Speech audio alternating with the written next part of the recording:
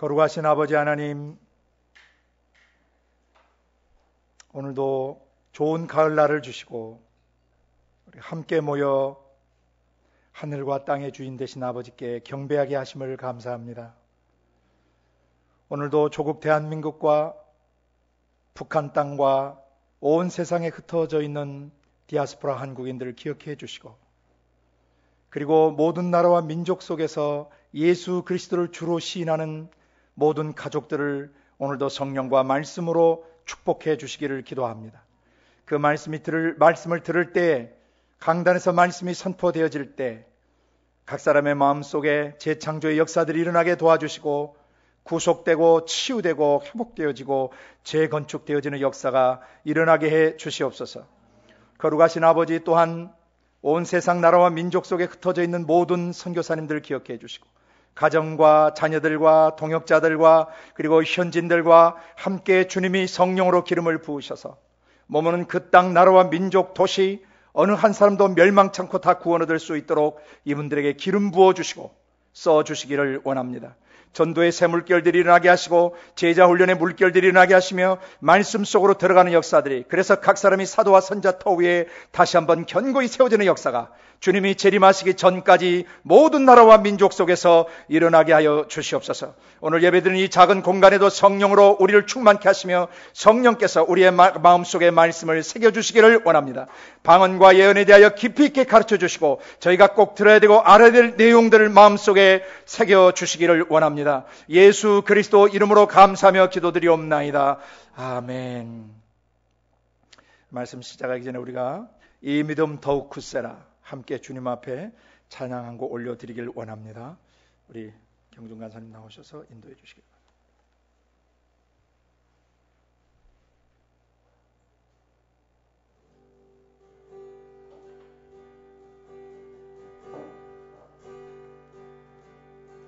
이에 모인 우리 주의 은총 받은 자여라. 주께서 이 자리에 함께 계심을 아노라. 언제나 주님만을 찬양하며 따라가리니 시험을 당할 때도 함께 계심을 믿노라. 이 믿음 더욱 굳세라. 주가 지켜주신다.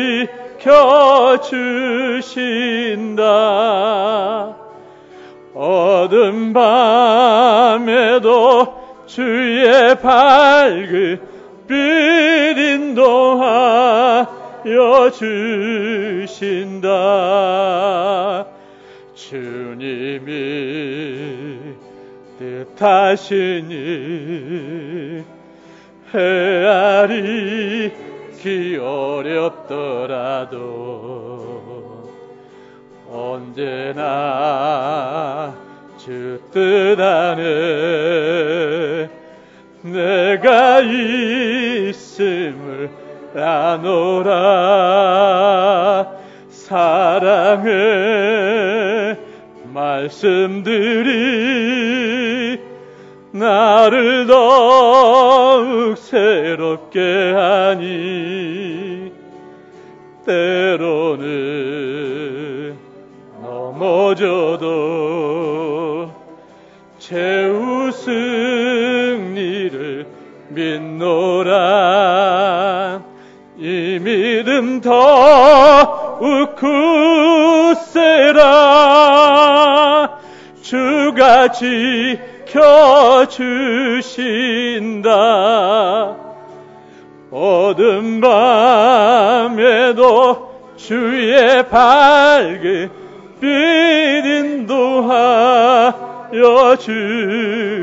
주신다. 여기에 모인 우리 사랑받는 주의 자녀라. 주께서 뜻하신 바 우릴 통해 펼치신다. 고통과 슬픔 중에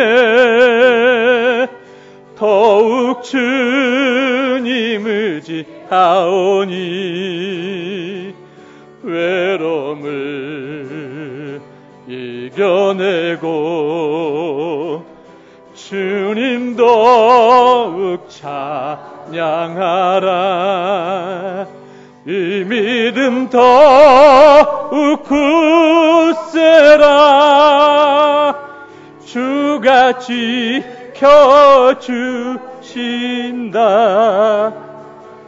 어두운 밤에도 주의 밝은 빛 인도하여 주신다. 이 믿음 더욱 굳세라. 주가 지켜주신다. 어두운 밤에도 주의 밝은 빛 인도하여 주신다. 아멘. 감사합니다. 주님을 찬양합니다.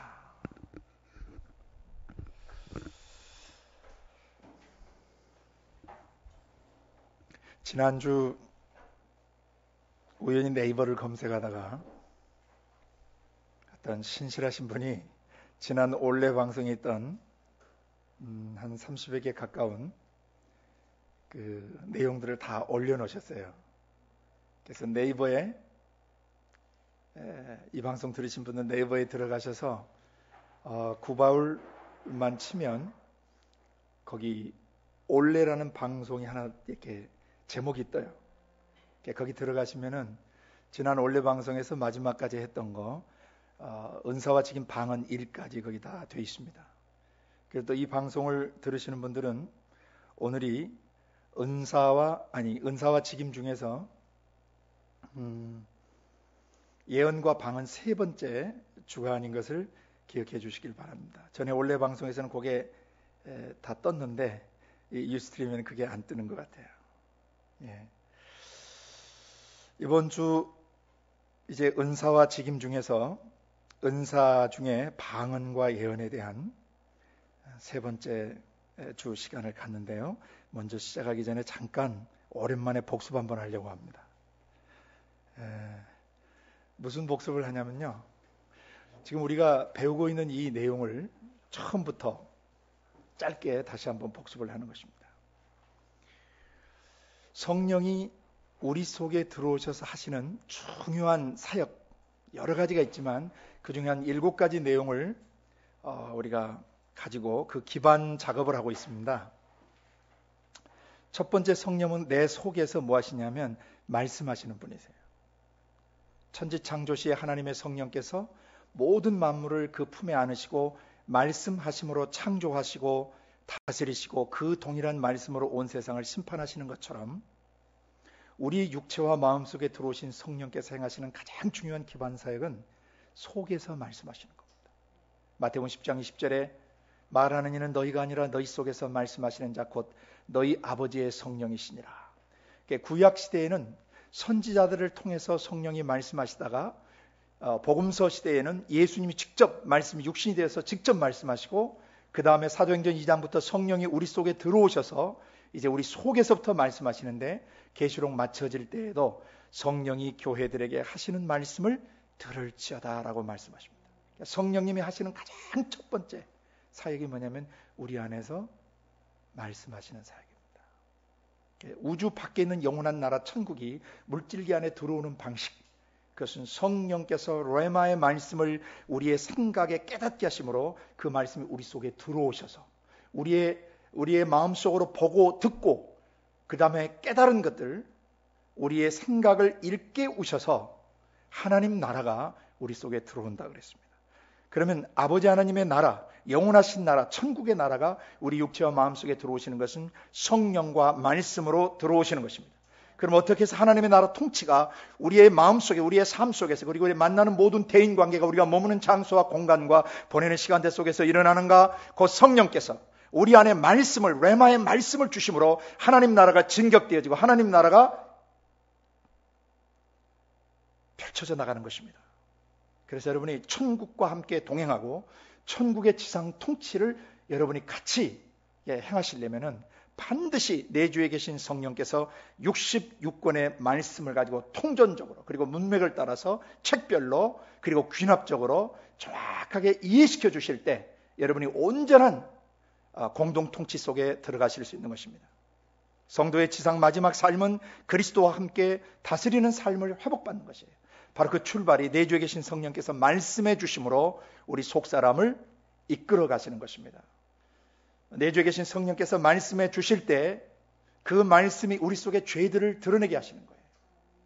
그래서 성령이 오시면 죄에 대하여, 의에 대하여, 심판에 대하여 세상을 책망하시겠다고 하셨어요. 그래서 내주에 계시는 성령이 말씀하시면서 동일하게 무슨 일을 하시면 우리 속의 죄를 다루세요.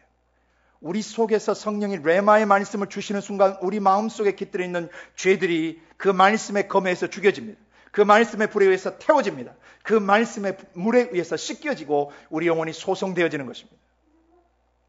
그 다음에 성령께서 그 말씀을 주셔가지고 우리 마음속의 죄 문제를 다뤄주시면서 동시에 또 무슨 일을 이루시냐면 지혜와 계시의 역사를 이루세요.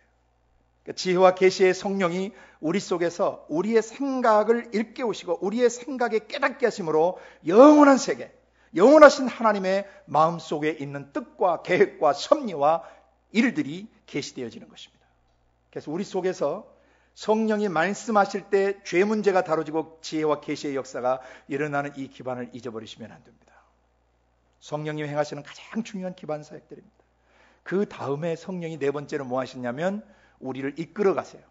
광야 세상에 이끌어 가셔서 시험을 이기게 하시는 것입니다. 마귀를 대적하게 하시는 것입니다. 성령에 이끌려서 육체의 소욕을 좇지 않게 하시는 것입니다. 성령을 좇아 행하면 육신의 소욕을 좇지 않게 됩니다. 육체와 마음속에 들어오는 죄들을 이기는 방법은 성령의 이끌림을 받을 때만 죄를 이기실 수 있어요. 그래서 성령의 이끌림을 받는 그 네 번째 기반 삶이 되어짐과 동시에 성령께서 또 뭐하냐면 그 이끌림을 받는 사람들, 성령에 이끌리는 사람들에게 은사로 나타나시고 직임으로 기름을 부으시는 것입니다.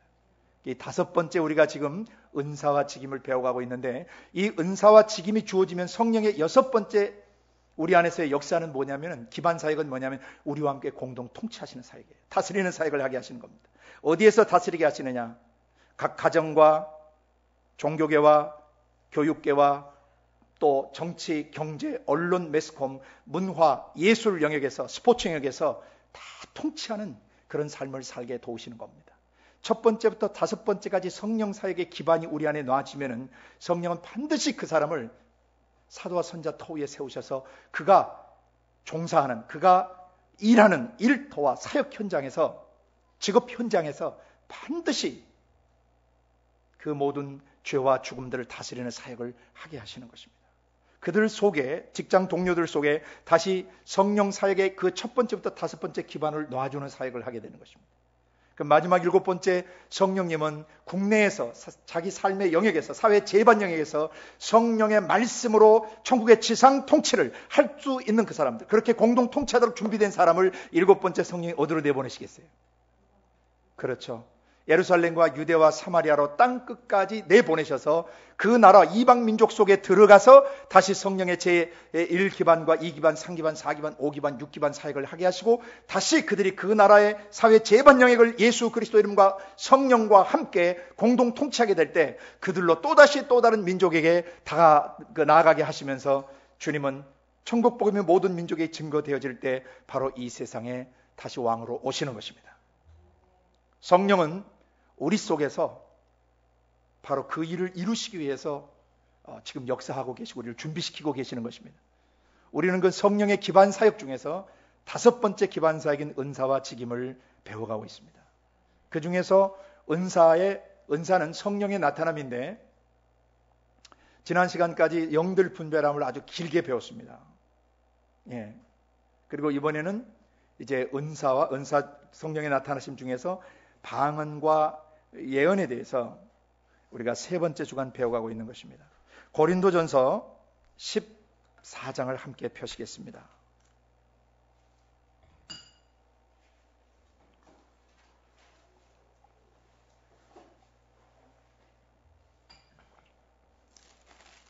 지난 시간에 14장 12절까지 저희가 배웠습니다. 지난 시간까지 내용은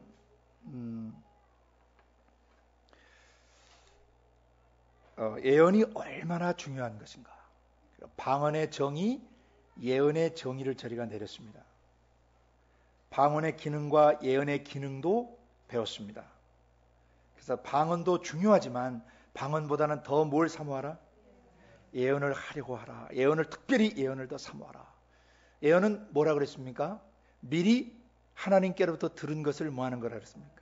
말하는 것이다. 근데 가장 중요한 예언의 근거는 뭐다? 기록된 66권의 말씀이다. 눈으로 본 것이나 귀로 들은 것보다 더 확실한 예언이 있다라고 그랬고, 이 예언은 어두움을 비춰주는 등불과 같고 날이 새어 샛별이 우리 마음에 떠오르는 것과 같다. 긴 영혼의 어두움을 밝혀내고 우리 영혼의 샛별 대신 예수 그리스도가 떠오를 때까지 이 구약 성경, 이 더 확실한 예언을 주의하는 것이 가하다. 베드로서 1장 19절 이하에서 배웠습니다. 예언이라고 할 때 여러분은 반드시 기록된 말씀을 기준으로 생각하셔야 됩니다. 그래서 기록된 말씀을 근거로 해서 예언적 사역들을 하는데, 이 예언적 사역들이 과연 예언의 정확한 근거를, 예언의 말씀에 정확한 근거를 두고 있는 것인가, 아니면 인간의 마음에서 우러나는 대로 하는 것인가를 반드시 분별해야 된다고 그랬습니다. 예언은 뭐라고요?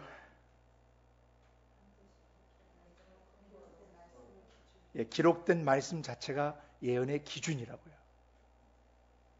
그리고 이 말씀을 근거로 해서 우리가 예언적 사역을 하고, 때로는 이 말씀을 바로 대언해야 되는 예언 사역을 하게 되는 것입니다. 그래서 우리가 지금 창세기부터 계시록까지 16주 과정을 통해서 계속 그 책별로, 그리고 단락별로 말씀의 골격과 틀을 배워가는 것은 굉장히 중요한 것입니다. 왜냐하면 계시록 10장 11절에 말씀하신 대로 이 작은 책을 갖다 먹고 뭐 하기 위하여? 많은 백성과 나라와 방언과 임금들에게 예언하기 위해서, 다시 예언하기 위해서 우리가 준비가 되어야 합니다. 마지막 7자 나팔이 부러지기 전에, 예수님이 오시기 전에 지상교회에서 마지막으로 회복되는 게 뭐냐면 예언 사역의 회복입니다. 예언적 사역이 아니라 이 말씀을 갖다 먹고 그대로 말씀을 대언해서 기록된 말씀 그대로 사람의 영혼을 건축해가는 그런 사역자들, 정말 사도와 선자들 통해서 기록하신 66권의 이 말씀의 문맥과 틀 위에 각 사람을 정확히 세우는 이 예언 사역이 반드시 회복되어야 되는 것입니다. 성경을 이용한 또는 성경에서 발췌한 그런 공과교제나 그런 신학교리가 아니라 성경을 책별로 문맥을 따라서 귀납적으로 그대로 하나님의 음성을 정확하게 듣고 기록된 말씀을 통해서 그 말씀을 성령 안에서 그대로 대언할 수 있는 이런 사역자들이 지금 전 세계 교회 안에 회복되어야 되고, 모든 이방 나라와 민족 속에 들어가는 사역자들마다 전부 다 66권의 말씀의 틀이 그 안에 정확히 자리 잡아야 되고, 하나님이 말씀하시고자 하는 내용을 일부만 얘기하는 것이 아니라 정확하게 있는 그대로 기록된 말씀 그대로 대언하는 역사가 회복되어야 되는 것입니다. 성령이 이를 위해서 우리 기름을 부으시고 말씀 66권 안에 들어가는 모든 사람에게 동일한 기름을 부어주실 것입니다. 그래서 우리가 이 준비를 하고 있기 때문에 오늘 예언에 대해서 정확한 이해를 더 견고히 하실 수 있기를 바랍니다. 그 다음 13절부터 이제 읽어나갑니다. 그러므로 방언을 말하는 자는 통역하기를 기도할지니 내가 만일 방언으로 기도하면 나의 영이 기도하거니와 나의 마음은 열매를 맺지 못하리라. 이때 마음은 원래 생각이란 뜻입니다. 생각으로 좀 고쳐 써주세요. 이 마인드, 생각 기능, 마음 속에 있는 아주 중요한 그 핵심 기능이죠. 생각 기능.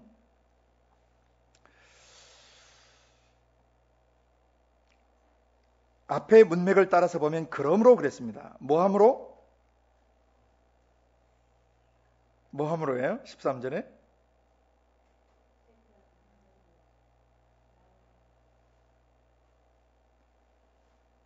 개인 방언도 중요하지만 알아듣기 쉽게 예언의 말씀을 대언하고 가르침으로 말미암아 개인의 덕이 아니라 교회 공동체 전체의 덕을 세워야 되므로 내용이 이렇게 연결됩니다. 예?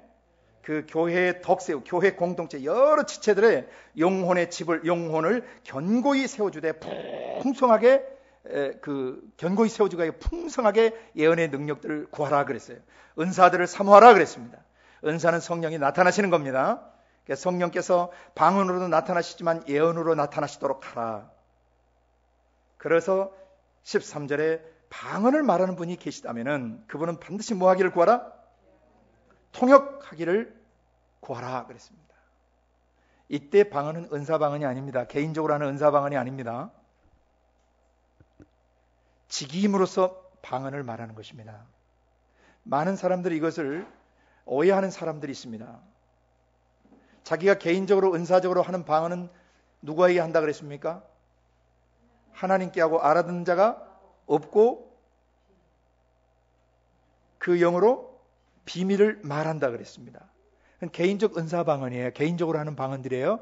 그러나 그 개인적으로 은사 방언을 하는 사람들 중에서 공동체 예배를 드릴 때, 이건 지금 공동체를 생각하셔야 돼요. 초대교회 고린도 교회 공동체 안에 있을 때 예배 드릴 때 어떤 형제에게 그 방언을 직임으로 말하도록 하나님의 성령께서 이렇게 세우시는 사람이 있어요. 그래서 교회 공동체 안에서 그 직임자로서 방언을 직임으로 말하게, 직책으로 말하게 되는 사람은 반드시 뭐 하기를 구해야 된다 그랬어요?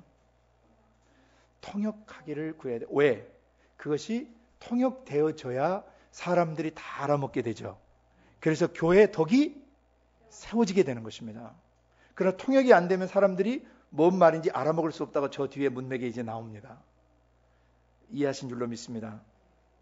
14절, 내가 만일 방언으로 기도하게 되면 내 영이 개인적으로 기도하는 거기 때문에 나의 영이 기도하는 것이다 그랬습니다. 나의 영이 말하는 것이라고 그랬죠. 비밀을 말하는 것이 기도예요. 예.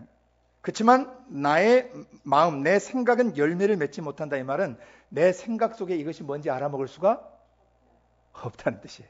내가 속에서 방언을 개인적으로 자기가 이불을 열어서 방언을 올라발라발라바나모노시바나 방언을 하는데 이게 자기 생각이 이게 뭔 말인지 알아먹을 수가 없어요. 그 다음 절을 보십시오. 그러면 어떻게 할까? 어찌까? 그 말이죠. 못 알아먹으면. 그래서 뭐 한다고요? 내가 영으로도 기도하고 그 생각 속에서도 기도한다 이 말입니다.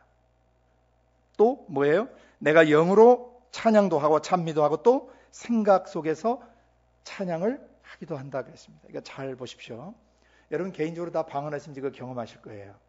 방언을 계속 하시다 보면 여러분 생각 속에 뭐 떠올라요? 안 떠올라요? 예, 그것이 방언 통역이라고 생각하시면 안 됩니다. 그건 방언 통역이 아니에요. 일단 우리가 개인적 은사적으로 하는 방언은 알아들을 수가 없습니다. 왜냐하면 우리 영이 비밀을 말하는 거기 때문에 마귀도 못 알아먹습니다. 나도 못 알아먹고. 옛날에 그 첩보원들이 그 모르스 부호를 가지고 이렇게 교신을 합니다. 또 하면 치는 사람하고 받는 사람 둘은 알아먹어요, 못 알아먹어요? 근데 이 방언은 치는 사람도 못 알아먹어요. 누구만 알아들으세요? 받으시는 하나님만 알아들으세요. 그러니까 얼마나 안정적이고 비밀이 보장된 것입니까? 그러니까 마음껏 방언을 하시면 됩니다. 그런데 방언하다가 내 생각 속에 뭐가 떠오르거나 그러면 잠깐 방언을 멈추고 뭐 하시면 돼요? 생각에 떠오른 내용을 가지고 다시 우리말로 자기 말로 또 기도하다가 다시 방언하다 그렇게 하셔도 되고, 또는 방언을 계속 하면서 생각 속에서 또 계속 그 내용 가지고 기도할 수 있어요, 없어요? 소리는 방언으로 계속해요. 방언 소리를 내면서 하지만 생각 속에서 그 내용을 가지고 계속 기도할 수 있어요, 없어요? 바로 그 얘기입니다. 이해하시겠죠? 저도 방언 기도에 깊이 들어갈 때는 어쩔 때는 2-3시간씩 할 때가 있어요. 그러면은 내 영이 무슨 말을 하는지는 어차피 못 알아먹어요. 그러나 정확한 건 비밀을 말하고 있는 것이며 내 영이 세워지고 있다는 사실은 명확한 거예요. 왜? 말씀이 말씀하시니까. 그 두 가지는 정확한 거예요. 내가 비록 그 소리 내용을 못 알아들어도 내가 방언을 할 때 내가 방언하는 이 순간 엄청난 일들을 내 영이 말하고 있다는 사실로 여러분 흥분하셔도 돼요. 인간의 이성과 감성으로 깨달을 수 없는, 그리고 인간의 이성과 감성의 표현으로 표현할 수 없는 내용들을 우리 거듭난 영이 아버지 앞에 깊이 고백할 수 있도록 하나님께서 방언으로 성령이 나타나 주시는 것입니다. 성령이 우리 영 안에 오셔서 우리 영으로 하여금 비밀을 말할 수 있도록 도와주고 계시는 거예요. 그러니까 성령이 내주한 사람은 누구든지 방언을 말할 수 있다는 것입니다. 아멘. 방언은 되어지는 것이 아니라 자기가 믿음으로 하는 것입니다. 방언이 된다 안 된다 하지 말고 의지적으로 하십시오. 어떤 사람 방언을 몇 년 전에 했는데 지금 요새 방언이 안 된다고. 저는 그런 분들을 보면 재밌기도 하고 어떤 분은 또 귀엽기도 하시고 어떤 분은 안타깝기도 하세요. 방언은 하는 것입니다. 언제든지 여러분 영이 성령님이 안에 계시는 것을 믿으면 그 성령 안에서 여러분 영이 비밀을 말할 수 있다는 걸 믿으시기 바랍니다. 인간의 이성으로 감성으로 기도할 수 없는 내용들, 인간의 이성으로 표현해낼 수 없고 감성으로 그려낼 수 없는, 그리고 인간의 의지로 행할 수 없는 그런 것들을 성령께서 도우셔서 우리 안에 나타나심으로 방언을 말하게 하셔서 우리 영의 비밀들을 다 말하게 하시는 거예요. 엄청난 은혜를 주시는 것입니다. 방언의 이 중요성은 제 아무리 강조해도 지나치지 않는 것입니다. 대신 방언할 때는 두 가지 사실을 또렷이 믿고 하셔야 돼요. 내 영이 지금 어마어마한 내용을 말하고 있다.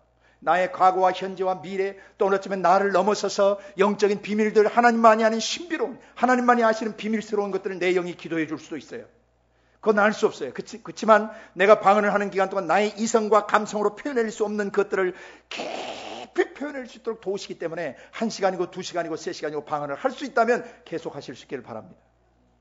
그 방언이 진행되어지는 동안에 우리의 생각 속에 하나님께서 많은 계시들을 주십니다. 이건 저의 개인적 체험이었습니다.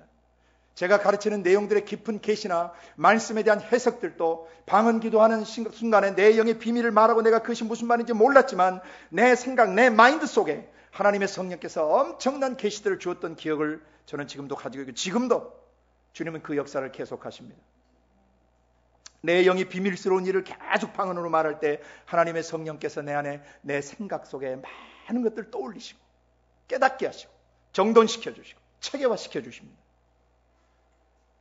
그것은 내 영이 벌써 어떤 얘기를 주님 앞에 하고 있을 때 내 영이 벌써 힘을 얻어서 뭔가 내 지각, 감각 속에 하나님의 역사가 일어나고 있다는 것을 보여주시는 것입니다. 영으로 기도하고 마음속 생각으로 기도하는 거, 여러분도 이 은혜 체험들이 계속되어지시기를 바랍니다. 동시에 찬양입니다. 내가 영으로 찬양합니다. 여러분 방언 찬양을 많이 하실 수 있기를 바랍니다. 방언 찬양도 역시 방언 말하는 것과 똑같습니다. 무슨 내용인지 내가 알 수가 없지만 멜로디를 넣어서 내가 노래할 수 있어요. 언젠가 공동체에서 형제들과 함께 방언으로 함께 찬양할 때가 되면 얼마나 그 성령님의 온화하시고 따스하시고 어루만지시고 위로하시고 새롭게 하신 은혜가 임했는지 모릅니다. 모두 다 각자 소신껏 소리내서 방언을 하는데 놀라운 코러스가 일어나요. 그건 우리 안에 성령이 우리를 지휘하고 계시다는 것이죠. 성령이 하나 되게 하신 것을 체험시키시는 겁니다. 우리 공동체도 이런 수들이 점점 많아지면 다 함께 방언으로 찬양할 수 있기를 원하고, 방언 찬양하다 또 생각에 어떤 내용들이 떠오르겠어요? 안 떠오르겠어요? 가사들이 떠올라요. 저는 그때 주로 작사 작곡해서 부릅니다. 저도 기억할 수 없는 수십 수백 곡들이 제가 그 자리에서 작사하고 그 자리에서 작곡해서 불렀던 노래들이 많습니다. 그 중에 몇 개는 제가 노트를 개 이름을 다 체크해가지고 한번 만들어봤던 곡들도 있어요. 저는 원래 음악의 문외한입니다. 그런데 방언으로 막 찬양할 때가 되면요, 내 목소리는 안 올라가요. 한계가 있기 때문에. 또 원래 그 음치였었어요. 저는 원래 예수님 믿고 치유를 해주셔서 여기까지 온 겁니다. 그래서 저는 항상 기적의 주님을 기억할 수 있습니다. 그리고 전혀 안 되는 사람도 될 수 있다는 것을 저는 이걸 통해서 일찍이 경험했어요. 그래서 뭐든지 내가 잘하고 싶고 원하는 것들, 주님을 위해서 하고 싶은 것들이 있다면 저는 언제든지 기도로 대시하고 끝없이 기도하면 하나님이 역사하신다는 것을 저는 체험적으로, 경험적으로 경험해 왔어요. 그래서 포기하지 않습니다. 그 첫 번째 제가 말씀과 기도와 찬양에 대해서 하나님께 그 어떤 기도의 지혜나 지식과 능력이나 영감들을 달라고 기도하고, 말씀도 역시 그런 말씀의 지식들을 주시고 말씀의 지혜들을 주시고 말씀의 그 능력이나 기름 부음을 달라고 예수 믿던 초창기부터 지금까지 30여 년 동안 계속 기도해 오는 것입니다. 어느덧 저도 모르는 순간에 앞에 나가서 말하는 것이 너무 부끄럽고 앞에 나가면 멍해지는 그런 것들이 점점 사라지기 시작하고 자연스럽게 사람들 앞에 나와서 얘기할 수 있도록 성령님이 도와주고 계시는 것입니다. 이것도 기적입니다. 어쨌든 영으로 기도하고 영으로 찬양하다가 우리의 생각 속에 떠오르시는, 착상시켜 주시는 선하고 아름다운 생각들이나 계시들이 있다면 반드시 노트를 가지고 있다 거기에 메모도 하시고 그림도 그리시고 공부도 하시길 바랍니다. 그래서 저는 성경 한 권과 A4 용지와 볼펜 하나 들고 그 시계 하나 들고 이제 기도 시간 들어가서 수없이 그 백지에다 수없이 많이 그렸고 수없이 많이 썼습니다. 1992년 선교 현장에 처음 들어가서부터 하나님께서 이 수업을, 이 성령학교 수업을 굉장히 깊이 해주셨습니다. 이 성령학교는 지금도 계속 되어지고 있습니다. 아마 내 삶이 끝나는 순간까지 이 성령학교는, 성령님이 가르치신 학교는 계속 되어질 것입니다. 그 안에서, 성령 안에서 제가 주님의 제자로 자라왔고 지금도 자라가고 있고 앞으로도 자라갈 것입니다. 그런데 이 은사와 직임 중에서 이 방언으로 기도하고 방언으로 찬양하는 것 굉장히 중요한 것입니다. 16절, 아까 반드시 통역을 위해서 기도해야 된다 그랬죠. 방언 말은 직임으로서 방언을 말하게 될 때는 통역해야 되는데 16절, 그렇지 아니하면 네가 영으로 축복할 때에 무시간 처지에 있는 자가 내가 무슨 말을 하는지 알지 못하고 내 감사에 어찌 아멘 하려. 여기에 무식한 처지가 아니라 깨닫지 못하시는 분들을 말해요. 깨닫지 못하시는 분들. 그리고 축복하다가 할 때 이 축복은 원래 bless, 그래서 송축하다는 개념인데요. 송축은 뭘 송축하는 거냐면 우리가 어떻게 하나님을 피조물이 축복해요? 그렇죠.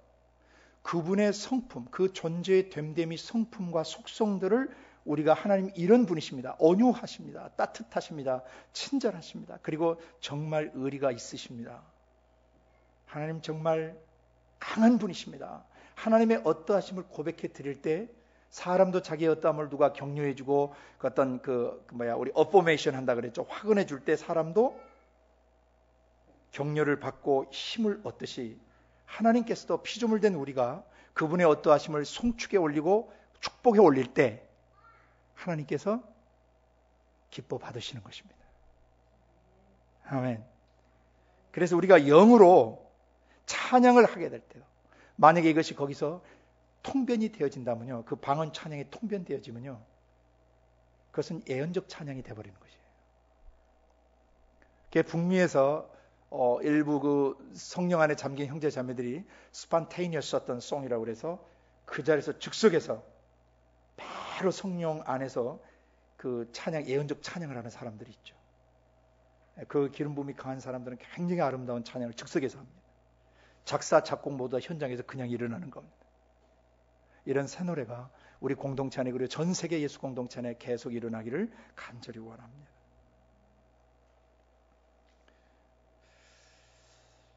그래서 통역을 해주지 않게 되면 영으로 찬양하고 축복하고 하나님의 어떠하심을 축복할 때 그것을 깨닫지 못하시는 분들이 네가 무슨 말을 하는지 난 알아듣지를 못하겠다.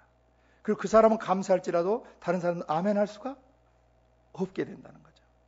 17절, 당신은 감사를 잘했지만 그러나 다른 사람들이 덕세움을 받지 못한다. 자기의 영혼은 개인적으로 충만했고 좋았지만 다른 사람의 영혼은 세워지지 않게 돼서, 그러므로 뭘 해야 돼요? 통변을 해야 돼요. 아멘. 18절, 내가 너희 모든 사람보다 방언을 더 말함으로 하나님께 감사하노라. 그러나 교회에서 내가 남을 가르치기 위하여 깨달은 마음으로 5마디 말을 하는 것이 1만 마디 방언으로 말하는 것보다 나으니라. 자, 18절에 바울 사도가 고백합니다. 내가 너희 모든 사람보다 방언을 더 말함으로 할 때 이 방언 더 말하는 것은 두 가지를 다 내포합니다. 바울은 개인적으로도 은사 방언을 했지만 직임으로서도 방언을 말하는 분이셨습니다. 그래서 다른 사람들이 직임으로서 방언을 말하지 않을 때도 바울 사도는 은사적으로나 직임적으로 방언을 다른 사람보다 더 많이 말하게 된 것에 대해서 감사하다고 고백하고 있습니다. 그렇지만 교회에서는 남을 가르치기 위하여 깨달은 마음으로 5마디 말을 하는 것이 통변되지 않는 1만 마디 방언보다 더 낫다. 곧 예언의 기능이 굉장히 중요하다는 것을 강조하고 있는 것입니다. 방언은 철저히 개인적인 것입니다. 그러나 예언은 방언이 통변되어지면 예언적 성격을 띠어서 모든 사람의 영혼을 세워주게 되는 것입니다. 20절 형제들아 지혜에는 아이가 되지 말고 악에는 어린아이가 되라. 지혜에 장성한 사람이 되라. 장성한 사람은 성숙한 사람이에요. 그러니까 여기서 지혜는 뭘 말할까요? 문맥상 방언도 중요하지만 어찌하든지 하나님께서 통변의 역사를 일으켜 주시기를 기도하고 또는 더욱더 예언을 하려고 하나님께서 예언의 기름 부음을 주시도록 구해서 나 자신뿐만 아니라 수많은 사람들을 세우려고 하는 그런 그 삶을 사는 것이 여기서는 지혜예요. 아멘.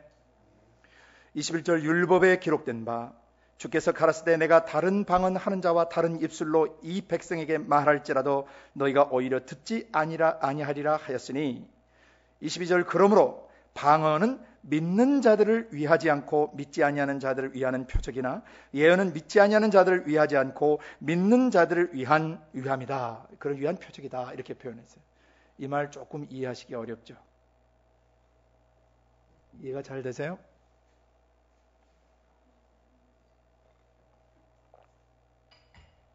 이게 무슨 말인가를 이해하셔야 돼요.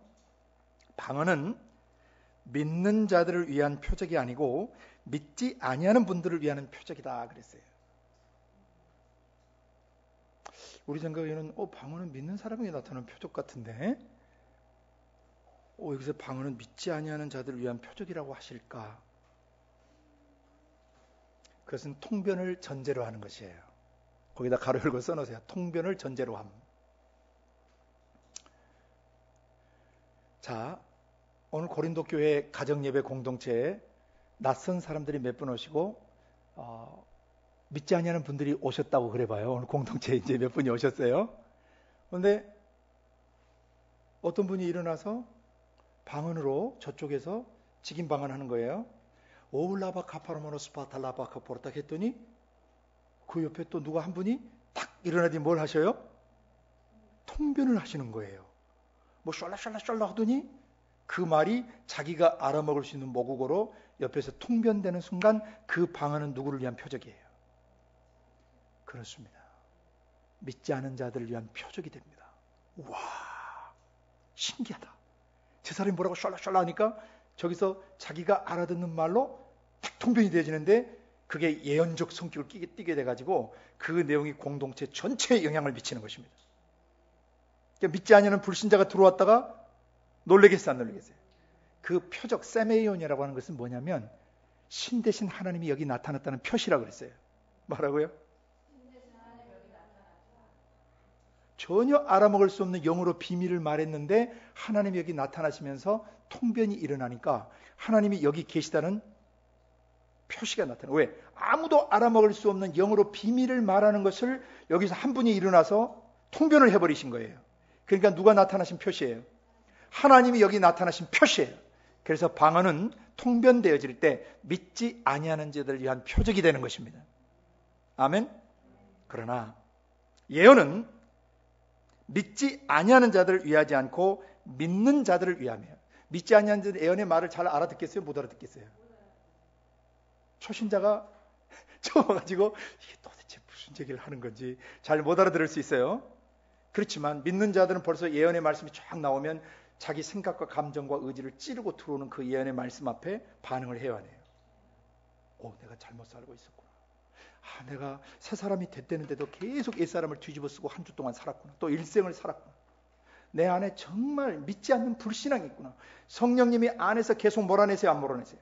하나님의 성품에 위배된 것들이 내 거듭난 영혼에 들어오려고 그러면 성령께서 계속 죽이시고 태우시고 씻어주는 일을 하고 계세요, 안 하고 계세요?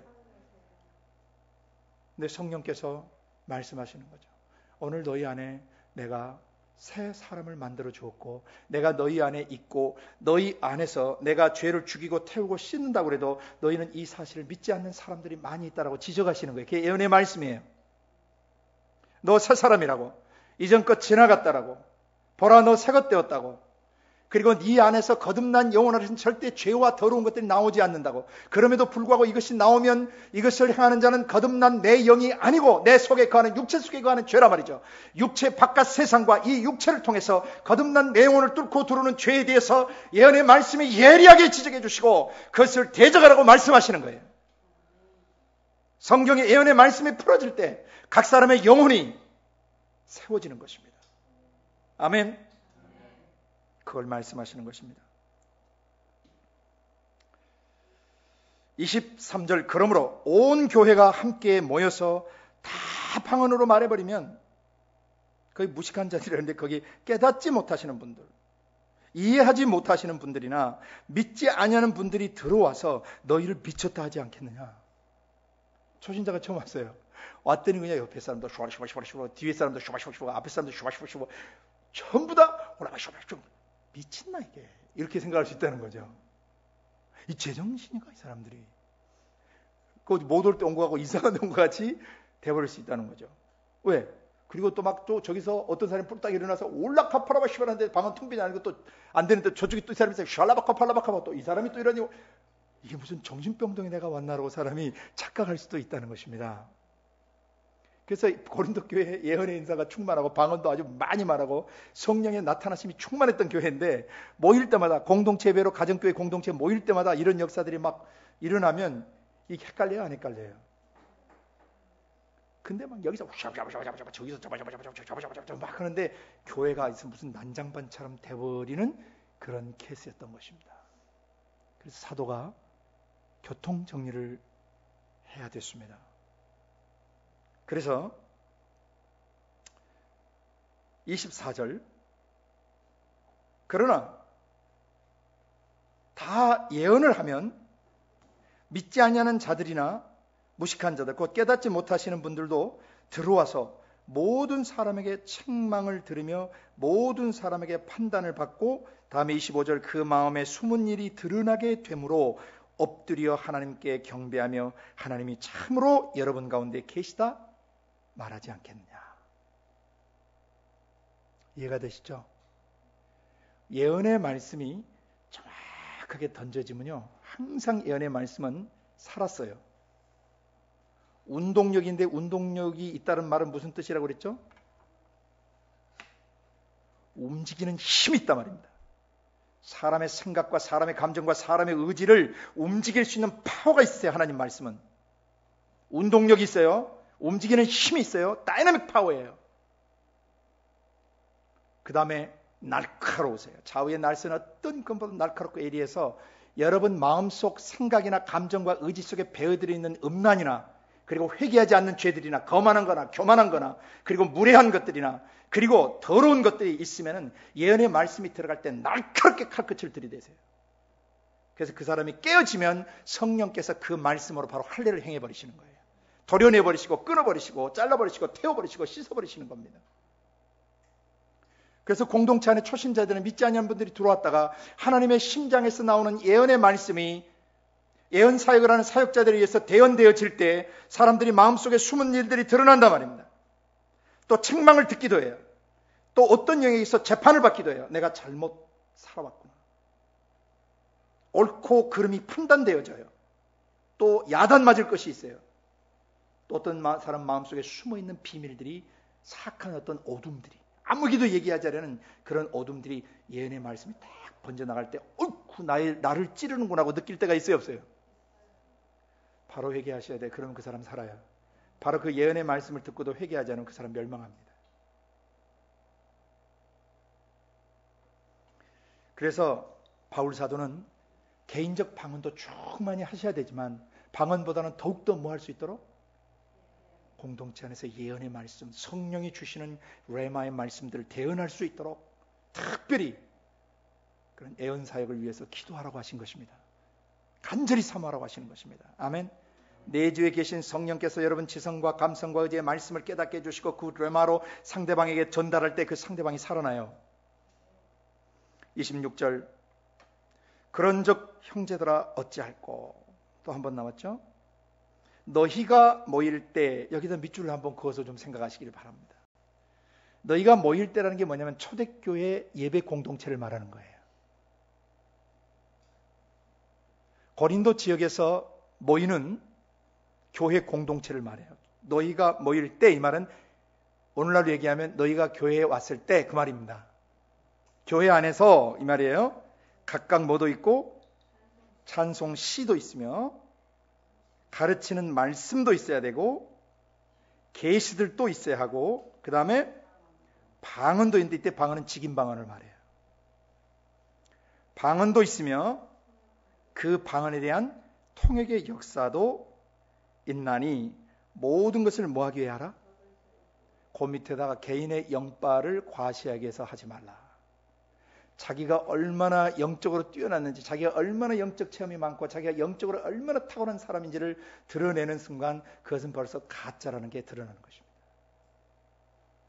진짜 사도와 선지자들은 막 자기가 사돈네 선자내고 나팔 불고 다니지 않습니다. 진짜 전도자나 진짜 목자와 교사는 겸손해요.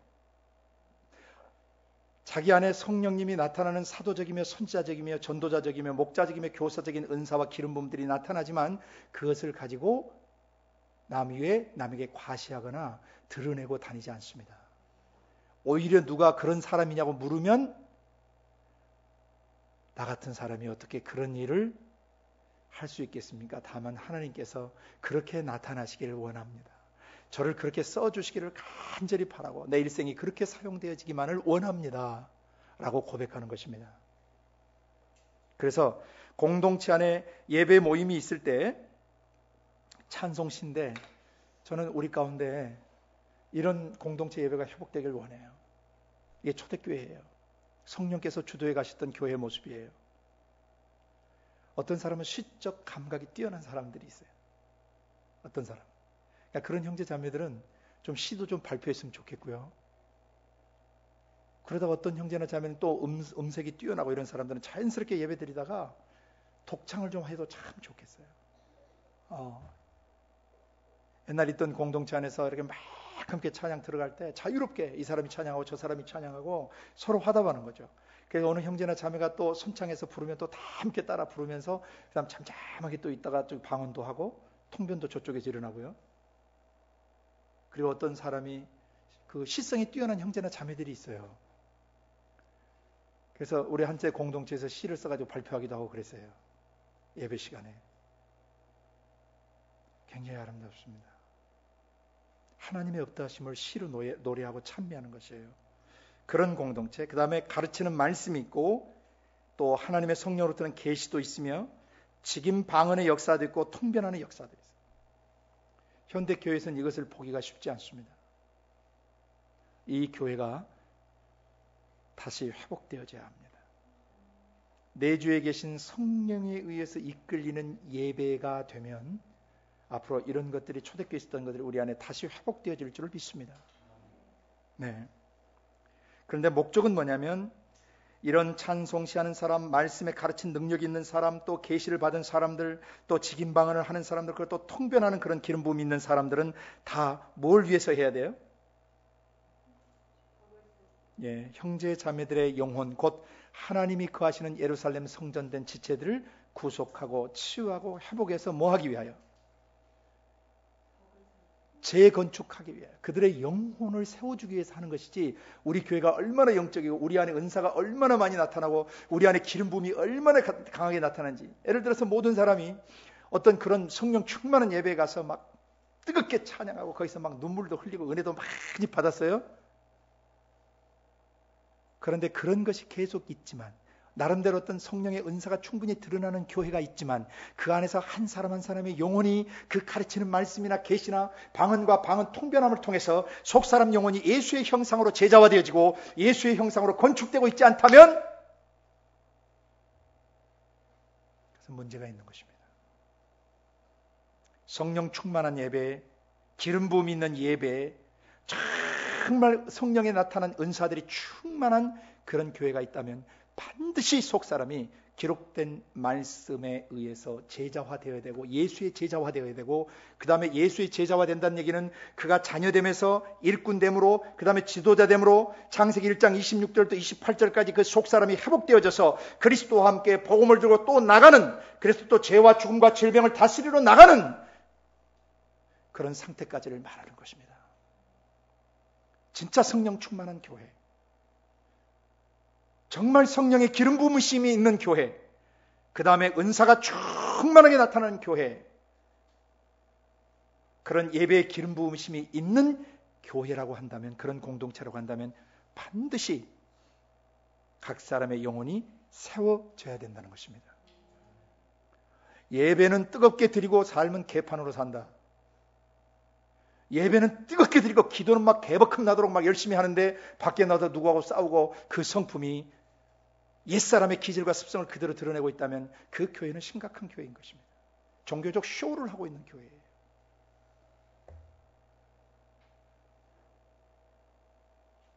오늘날 은사주의 교회들 안에 이 부분을 깊이 돌아봐야 할 것입니다. 정말 사도와 선자 터 위에 세워진 제대로 된 교회 안에는 이런 은사도 충분히 나타나지만 사도를 통해서 지적하신 대로 26절 마지막에 이 모든 것을 뭐 하기 위해 하라? 덕을 세우기 위하여 하라. 이 단어는 제가 굉장히 중요하다고 처음 시작할 때 말씀드렸습니다. 덕을 세운다는 말은 오이코도메오, 그래서 뭐 하는 거라고 그랬습니까? To build a house, 집을 짓는 거라고 그랬습니다. 집을 어디에다 지어야 된다고 그랬습니까? 반석 위에 지어야 된다고 그랬습니다. 마태복음 7장에 예수님 말씀하시기를 나의 한 말을 듣고 행하는 때에는 반석 위에 집을 짓는 것이 되지만 나의 한 말을 듣고 행치 않는 자는 모래 위에 집을 짓는 자와 같다. 그래서 예수님의 사도사역의 본질은 뭐 하는 것이다? 예루살렘 성전된 영혼들의 집을 지어주는 것이다. 그래서 우리가 예언사역도 좋고 방언도 중요하지만 반드시 모든 예언사역과 방언과 성령의 은사와 직임의 목적은 뭐다? 각 사람을 세워주되 누구의 형상으로? 그 속에 그리스도의 형상이 이루기까지 속 사람을 건축해 주는 것입니다. 그의 생각 속에, 그의 감정 속에, 그의 의지 속에 신적 성품이 배어들고 하나님의 살아있는 생명의 말씀이 배어들어서 그들이 제자화돼 가지고 나가서 수많은 생명을 살리는 영적 재생산이 반드시 일어나야 되는 것입니다. 이것이 정말 성령 충만한 교회입니다. 감정 충만한 교회와 성령 충만한 교회를 구별하셔야 돼요. 성령 충만한 교회는 여러 가지 은사와 직임을 통해서 기름 부음을 받고 나가서 또 다른 사람의 영혼에게 복음을 전하고 그들을 구속하고 치유하고 회복하고 재건축할 줄 아는 그 재생산의 역사를 이루는 그 교회가 정말 성령 충만한 교회. 그것이 사도행전의 교회였습니다. 사도행전의 교회는 성령을 받았습니다. 그들은 예수를 영접했고 은사들이 나타났습니다. 그리고 그들은 나중에 다 이방 민족 속으로 흩어져 갔습니다. 사도들 외에는 스데반의 핍박을, 그 사울의 핍박을 통해서 모든 교회가 온 유대와 사마리아로 흩어져 나갔다고 되어 있습니다. 그게 성령 충만한 교회입니다. 가면서 빌립 집사를 보십시오. 마술사 시몬을 사마리아 땅에서 만나서 예수 이름으로 그를 거꾸로 때리고 그 영혼을 구속하고 치유하고 회복시켜 놓습니다. 그리고 처처 곳곳에 수많은 영혼들을 죄와 죽음에서 살리고 질병에서 고치고 귀신들을 쫓아내고 사람들의 영혼이 예수의 형상으로 온전히 빚어가도록 사역하고 있었던 것입니다. 우리는 그 원본으로 돌아가길 원하는 것입니다. 거기서부터 우리 다시 계속 시작하기를 원하는 겁니다. 26절에 나오는 초대교회가 무엇인지를 다시 한번 여러분이 보시기를 바랍니다. 여러 가지 찬송시와 가르치는 말씀과 계시와 직임 방언의 역사와 그 방언을 통변하는 목적은 각 사람을 뭐 하기 위해서? 예수의 형상으로 세워주기 위해서 있는 것이어야 돼요. 그러니까 아무리 좋은 설교 듣고 아무리 좋은 찬양하고 아무리 좋은 예배가 있어도 속 사람이 자녀되면서 일꾼됨으로 지도력으로 회복되고 있지 않다면 그건 자체에 문제가 있는 것이에요. 점검해 봐야 됩니다. 27절 봅니다. 만일 누가 방언으로 말하거든, 이때는 직임 방언을 말합니다. 누가 만일 방언으로 말하거든 두 사람이나 다불과 세 사람이 차서 순서를 따라 하고 한 사람이 통역할 것입니다. 그랬어요. 자, 여기서 방언을 말하는 직임 방언을 말하는 사람이 두셋이 일어나요. 올라발라마나마 슈브람 하면 저기서 반드시 순서를 따라하란 말이에요. 여기서 말하면 막 저기서 통역하면 이게 뭔 말인지 알아들을 수가 있어요, 없어요? 그래서 두세 사람이 직임 방언을 일어서서 공동체 안에, 가정교회 안에 이런 예배 드릴 때 딱 일어나서 방언을 말하게 되면 순서를 따라서 한 사람 한 사람씩 통변하라 그랬습니다. 고린도 교회는 그렇게 하지 않았던 것 같아요. 또 봐요, 내 말 좀 들어봐요 하면서 자기 막 말을 하려고 급급한 사람들이 많이 있었던 것 같습니다. 28절 보십시오. 만일 통역하는 자가 없거든 교회에서는 뭐하라? 잠잠하라. 자기와 및 하나님께 말할 것이. 이게 개인 은사방언이에요. 자, 막 갑돌이도 일어나서 말하고 을순이도 일어나서 이러고 병돌이도 일어나서 막 방언을 해요. 그러니까 나도 한번 가슴이 뜨거워져서 일어나서 딱 자기도 써서 올라바라바 샬라바라마나스 카탈라바 꽃발라파 막 했더니 통변자가 아무도 안 나오는 거예요. 그러면 쪽팔리게 생각하지 말고 교회 공동체에 조용히 앉아있으면 된다는 것입니다. 그리고 뭐 하면 돼요? 자기와 및 하나님께 말할 것이요. 이름으로써 이게 직임방언이라는 걸 아시겠죠? 네? 개인 은사방언은 자기하고 하나님과 개인적으로 하는 거예요. 근데 성령 충만해져가지고 막 방언하다가 자기가 긴 줄 알고 일어섰다 했는데 통변자가 안 일어서면 아니니까 조용히 앉으시라 이 말이에요. 쪽팔리게 생각하지 말고. 아멘. 그 다음 29절, 예언하는 자는 둘이나 셋이나 말하고 다른 이들은 분변할 것이고 그랬어요. 이건 시간이 다 돼서 다음 시간에 좀 하도록 해야 될 것 같습니다.